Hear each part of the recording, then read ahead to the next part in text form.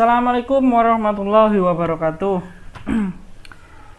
Bagaimana kabarnya? Sehat walafiat ya? Semoga kabarnya semakin baik juga dari pertemuan pertama ke pertemuan kedua ini, dan semoga pembelajaran kita pada hari ini semuanya lancar. Jadi mari kita berdoa dulu. Al-Fatihah.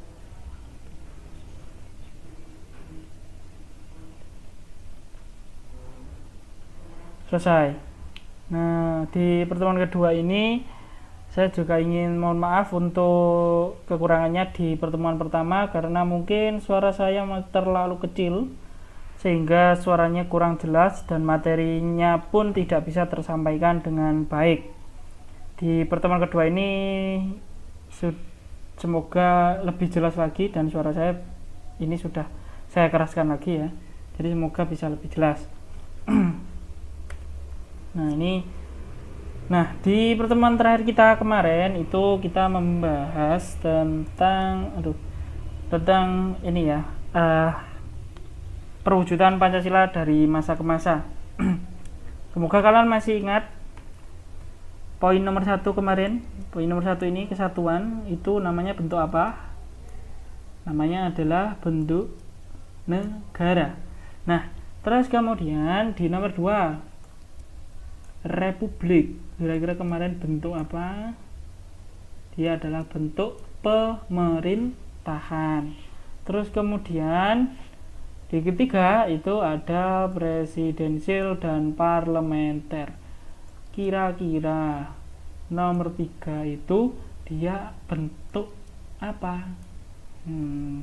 Bukan bentuk, tapi sistem pemerintahan. Dan yang nomor 4 ada UUD, ada KRIS, ada UUDS, konstitusi atau undang-undang yang berlaku di Indonesia di masa itu ya. Jadi tiap tahun punya. Jadi semoga masih ingat mulai dari bentuk negara, bentuk pemerintahan, dan sistem pemerintahan. Nah, terus kemarin itu saya sempat membaca sedikit tentang komentar yang di bagian akhir kalian isi. Itu ada yang masih bertanya tentang presidensial dan juga parlementer, maksudnya seperti apa. Nah, ini jadi kalau presidensial itu presiden dia menjadi kepala negara dan menjadi kepala pemerintahan. Nah, presidensial menjadi kepala negara dan kepala pemerintahan. Itu untuk sistem pemerintahan presidensial. Kemudian ada sistem pemerintahan parlementer. Sistem pemerintahan parlementer bagaimana? Parlementer itu jadi presiden dia itu tetap menjadi kepala negara, tapi dia tidak menjadi kepala pemerintahan. Nah, ada sendiri-sendiri ya. Kalau parlementer, kepala negara presiden, kepala pemerintahannya itu namanya Perdana Menteri. Nah, bedanya kepala pemerintahan, kepala negara itu apa? Kalau kepala negara itu seorang presiden langsung dia berurusan dengan warga negaranya, langsung berurusan, oh ini ada kebijakan yang sesuai dengan yang dibutuhkan warga negara itu seperti ini, seperti ini, seperti ini. Nah, kemudian kebijakan tadi dilarikan ke pemerintah. Nah, kalau seorang presiden tadi dijadikan seorang kepala negara dan kepala pemerintahan, maka akan lebih mudah dan suatu kebijakan tadi bisa lebih cepat. Nah, bedanya kalau ke parlementer, seorang kepala negaranya presiden. Dia punya usulan, oh warga negara saya butuh kebijakan ini, dilempar ke kepala parlementer atau seorang perdana menteri tadi. Nah, seorang kepala perdana menteri diolah lagi, dan akhirnya sebuah kebijakan tadi akan lebih lama jadinya. Jadi kalau lebih efektif mana antara presidensial dan parlementer? Lebih efektif presidensial, karena satu kepala itu sudah membawai semuanya, jadi lebih cepat dalam segala hal. Terus kemudian kemarin juga ada yang tanya, kenapa Indonesia kok bisa sampai pakai sistem KRIS atau Konstitusi Republik Indonesia Serikat. Karena di KRS ini dia gandengannya dengan ini, bentuk negara serikat. Dan kok Indonesia bisa sih berubah dari kesatuan ke serikat? Karena ini merupakan salah satu syaratnya Belanda ya, salah satu syarat Belanda untuk mengakui bahwa Indonesia itu merdeka. Jadi syarat untuk membuat sebuah negara itu salah satunya adalah pengakuan. Nah, salah satunya adalah pengakuan. Jadi sebuah pengakuan itu memang penting ya, tidak hanya di PHP gitu ya. Nah, syarat Belanda untuk mengakui Indonesia merdeka itu mereka minta untuk bentuk negaranya serikat, dan Indonesia masih berada di bawahnya Belanda. Nah, makanya ini sempat disetujui oleh para petinggi negara. Tapi namun ya, hal ini tidak berselang lama. Ingat, hanya 1 tahun saja, 1945 sampai 1950. Nah, itu hanya untuk mengecoh mereka saja. Tapi kemudian kita beralih kembali menjadi kesatuan di tahun 1950. Karena memang hal ini sangat tidak cocok. Di tahun ini itu sangat tidak cocok ya semuanya, tentang masalah bentuk negaranya, kemudian undang-undangnya sangat tidak cocok dengan budaya di Indonesia. Jadi seperti itu. Kemana ada pertanyaannya? Nah, sekarang kita lanjut bawahnya lagi. Lanjut 59 sampai 1966 sama ya. Cuman di sini kita sudah mulai konsisten, tidak berubah-ubah. 45 seperti ini, 49 seperti ini, 50 seperti ini. 59 kita sudah mulai berubah. Kita sudah mulai konsisten. Nah, 59 sampai 66 ini sudah baku ya. Ini sudah baku sampai sekarang. Mulai dari mulai dari bentuknya kesatuan, republik, presidensil, UUD, ini sudah dipakai sampai sekarang. Terus kemudian ini ada tahun 66 sampai 98, 32 tahun. Jadi 66 itu Pak Insinyur Soekarno itu lengser. Kemudian beliau digantikan oleh Bapak Soeharto. Nah, Bapak Soeharto yang memimpin Indonesia ini selama 32 tahun. Jadi dia bukan salah satu ya, berarti satu-satunya presiden yang memimpin paling lama di Indonesia, yaitu 32 tahun. Dan masanya 66 ketika sudah masuk Pak Soeharto itu masanya dinamakan dengan masa Orde Baru. Nah, kalau masanya Pak Soekarno itu disebut dengan masa Orde Lama. Nah, namun di pemerintahan Pak Soeharto ini ada masalah yang paling mencuat atau yang paling pede muncul terus masalahnya tadi ya. Masalahnya itu adalah masalah HAM atau hak asasi manusia. Masalah HAM di sini itu masih ada yang sampai disinggung sampai sekarang. Itu ada Munir ya, kasus Munir. Nah, kasus Munir tadi itu bukan Pak Munir hadis loh ya, tapi Munir seorang aktivis HAM di masa itu.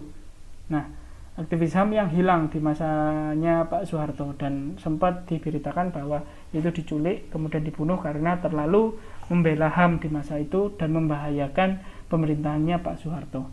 Nah, terus kemudian ada tahun 1998 sampai sekarang. Ini disebut dengan masa reformasi ya. Ini tadi lupa belum saya tulis. Jadi tahun 98 itu, masuk tahun 98 itu sudah masuk tahun reformasi setelah masa Orde Baru selesai itu. Dan di masa reformasi ini presiden pertama kita siapa? Beliau adalah B.J. Habibie. Nah, di sini mulai ada perbaikan sistem demokrasi atau sistem yang pemerintahannya itu didasarkan pada rakyat. Nah, sistem yang didasarkan pada rakyat itu yang dinamakan dengan sistem demokrasi. Nah, itu ya. Dan setelah dari sini lanjut ini. Nah, pemberontakan yang ada di Indonesia. Yang pertama ini ya, jadi tidak berjalan lancar. Setelah tadi banyak pergantian di lingkup pemerintahan, tapi di bawah ini juga bergejolak terus. Yang pertama itu ada pemberontakan DITII atau Darul Islam, DI-nya Darul Islam, TI-nya Tentara Islam Indonesia. Nah, ini fotonya. Nah, mereka bertujuan untuk apa? Mereka bertujuan untuk mendirikan sebuah negara Islam. Nah, jadi ya kalau sekarang kita sering dengar tentang khilafah, negara khilafah dan lain sebagainya, itu sebenarnya bukanlah hal yang baru. Karena sejak dulu di Indonesia itu sudah muncul pergerakan yang ingin merubah Pancasila ya. Jadi di sini yang ingin dirubah itu adalah Pancasilanya, dasar negaranya, menjadi dasar negara Islam. Nah, kemudian nanti di bawah di slide setelah ini itu ada siapa pemimpinnya dan di tahun berapa. Jadi ini hanya gambaran singkatnya. Kemudian di sebelahnya di bawahnya ini ada APRA atau Angkatan Perang Ratu Adil. Angkatan Perang Ratu Adil ya, gambarnya seperti itu. Kemudian di bawahnya ada lagi Permesta. Nah, Permesta ini siapa? Permesta itu adalah apa? Perjuangan Rakyat Semesta. Nah, ini adalah gambaran singkat ya, atau gambar-gambar zaman dulu, pemberontakannya, siapa ketuanya, itu gambarnya. Nah, kita lanjut. Hambatan perwujudan Pancasila. Nah, ini ya. Pertama, kalau tadi kan tahun 45 sampai 49 itu tentang perubahan bentuk negara dan lain sebagainya, ini adalah masalah di bawah atau masalah di rakyatnya, bergejolak terus. Yang pertama, ini PKI, pemberontakan yang sangat terkenal ya, sampai sekarang pun masih ramai ini. PKI atau Partai Komunis Indonesia, dia muncul pertama itu di daerah Jawa Timur, ada di daerah Madiun pada tanggal 18 September 1948 dan pimpinannya itu bernama Musuh. Nah, mereka berkeyakinan sama, ingin merubah Pancasila menjadi paham komunis, makanya partainya disebut Partai Komunis Indonesia. Terus kemudian tadi ya, DITI itu mulai terjadi pada tanggal 17 Agustus 1949 dengan ketua dan pendirinya itu adalah ada Pak Sekar Maji Marijan. Pak Sekar Maji Marijan. Terus kemudian tadi ada APRA ya, Angkatan Perang Ratu Adil tadi. Angkatan Perang tadi. Ini dia pada tahun 1949. Dan nama ketuanya itu Raymond Westerling.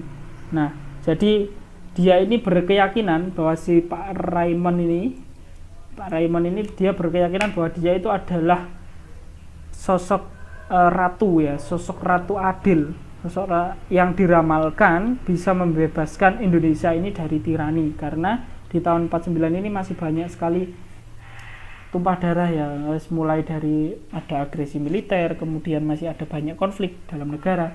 Nah, Pak Raymond Westerling ini dia menganggap dirinya itu, saya adalah seorang yang diramalkan untuk membebaskan Indonesia dari ini. Nah, jadi sama seperti kemarin ada kasus Indonesia itu ya, siapa dulu ada kasus yang pakai baju biru itu, saya lupa Pak siapa itu. Nah, jadi sebenarnya kasus di Indonesia sekarang ini juga dulu itu sudah pernah ada gitu ya, dulu sudah pernah ada dan sekarang terulang lagi. Jadi semoga tetap Pancasila bisa menjadi kuat ya, kuat dan kokoh, tidak bisa tergantikan. Nah gitu ya. Jadi ini untuk yang sekarang dulu, untuk pembelajaran hari ini dulu, karena sepertinya waktunya sudah lumayan banyak.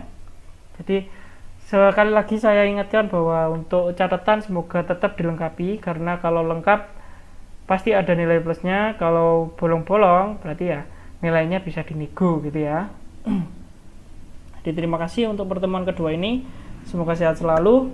Saya akhiri, assalamualaikum warahmatullahi wabarakatuh.